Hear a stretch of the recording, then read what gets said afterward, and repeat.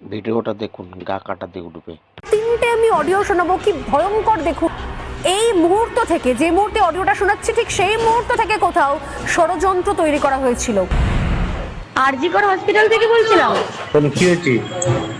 ওর একটু শরীরটা খারাপ হয়েছে, আপনারা কি একটু আসতে পারবেন ইমিডিয়েট? কি হয়েছে কি? ওর শরীরটা খারাপ, আমরা ভর্তি করাচ্ছি ওকে, আপনি কি ইমিডিয়েট একটু আসতে পারবেন? আপনি কে বলছেন বলুন তো? আমি অ্যাসিস্ট্যান্ট সুপার বলছি, আমি ডাক্তার বলছি না।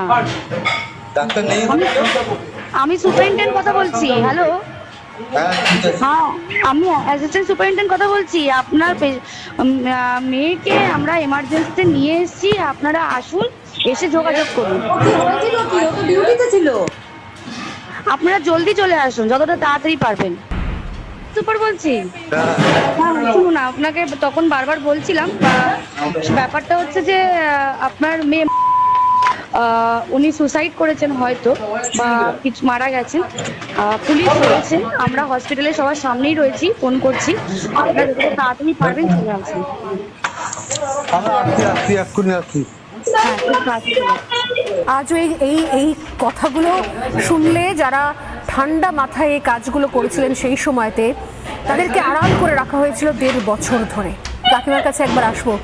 কাকিমা, এই অডিওগুলো শুনে নিশ্চয়ই আপনারাও কয়েক মুহূর্তের জন্য সেই সময়টায় পৌঁছে গিয়েছিলেন।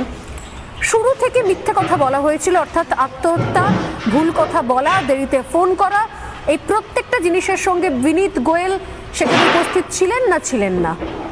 ছিলেন ওনারা। আমি পরে শুনেছি 10টার আগেই লালবাজার থেকে পুলিশ এসে গেছিল আরজিকর হসপিটালে।